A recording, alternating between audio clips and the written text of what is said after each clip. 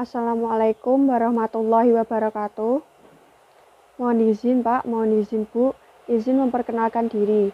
Perkenalkan, nama saya Salsabila Febrianti Putri, NIT 1908010059, Prodi D3 KPNB. Di sini saya akan mempresentasikan mind map materi mengenai diksi. Diksi di sini saya akan menjelaskan 1. Pengertian diksi. Yang kedua, syarat-syarat diksi. Yang ketiga, ciri-ciri diksi. Keempat, fungsi diksi. Kelima, jenis-jenis diksi.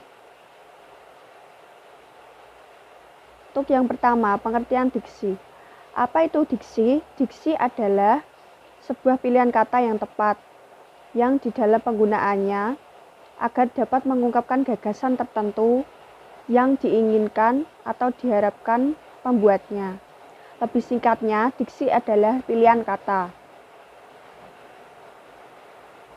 Apa saja syarat-syarat diksi? Untuk dapat menghasilkan cerita yang menarik, maka diperlukan diksi. Diksi yang baik itu harus memenuhi syarat-syarat berikut, yaitu diantaranya 1. Ketepatan dalam melakukan pemilihan kata dalam menyampaikan suatu gagasan.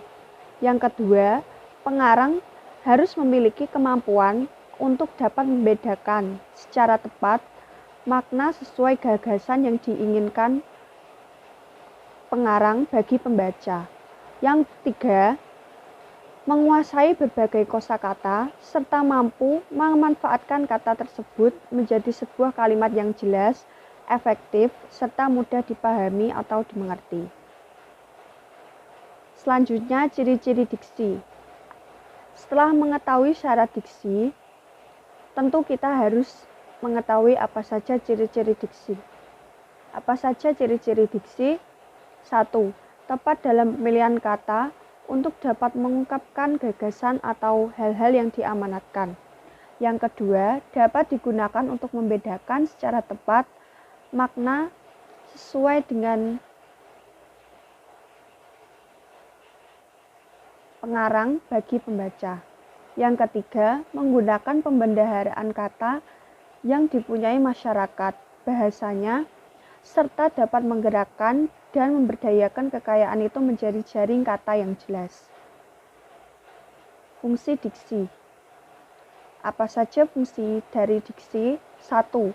Membuat para pembaca dapat memahami apa yang ingin diungkapkan atau diutarakan atau disampaikan oleh penulis kepada pembaca.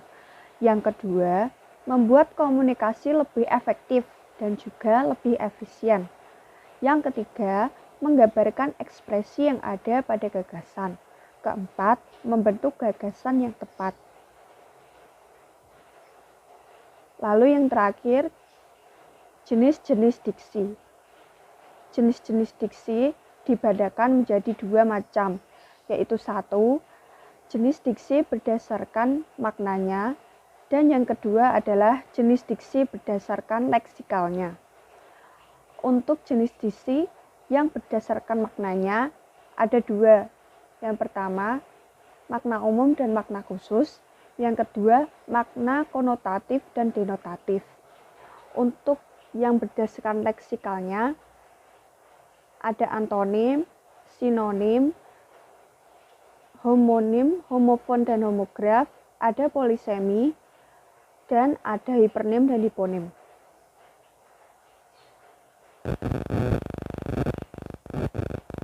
Sekarang yang berdasarkan maknanya. Makna umum dan makna khusus. Arti makna umum adalah makna yang bersifat luas atau bersifat umum. Sedangkan makna khusus adalah makna atau arti yang bersifat spesifik dan sempit yang merujuk kepada konkret tertentu. Makna denotatif adalah makna yang sebenarnya atau makna yang benar-benar terkandung oleh kata tersebut. Sedangkan makna konotatif adalah makna yang bukan sebenarnya atau bisa disebut dengan makna kiasan atau makna perumpamaan atau arti dari yang tidak sebenarnya. Antonim. Antonim adalah lawan kata atau memiliki makna yang berlawanan. Contoh dari antonim yaitu naik, antonimnya turun, besar, antonimnya kecil, banyak, antonim sedikit, dan sebagainya. Sedangkan sinonim. Sinonim adalah persamaan kata atau dua kata yang bentuknya berbeda namun memiliki kemiripan makna atau persamaan makna. Bahagia sinonimnya senang. Matahari sinonimnya mentari. Lezat sinonimnya enak. Pintar, pandai, dan sebagainya. Lalu homonim.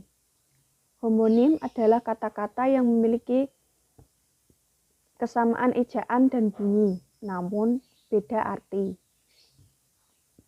Sedangkan homofon adalah kata-kata yang memiliki bunyi sama, tetapi ejaan dan artinya berbeda.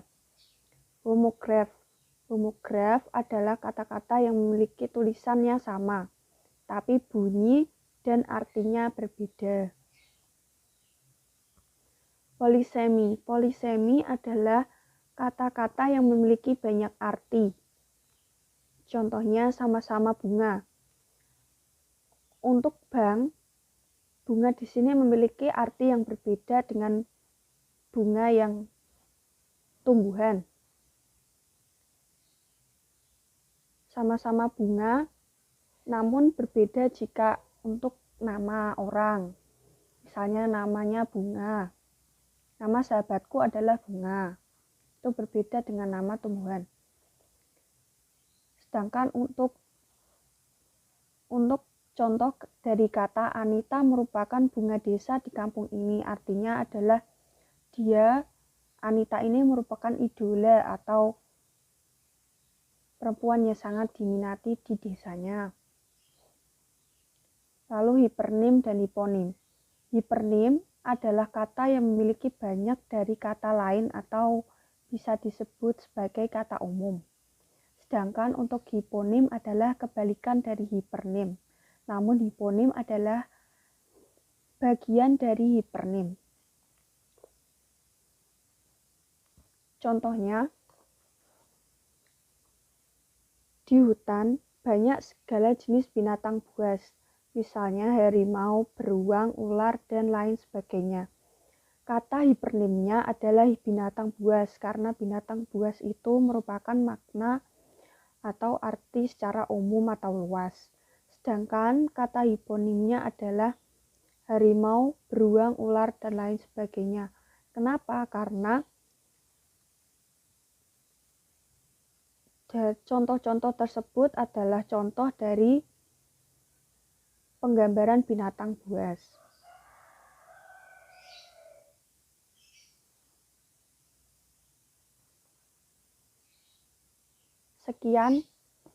Sekian presentasi dari saya.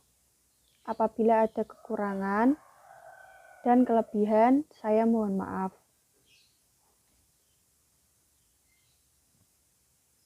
Wassalamualaikum warahmatullahi wabarakatuh. Terima kasih.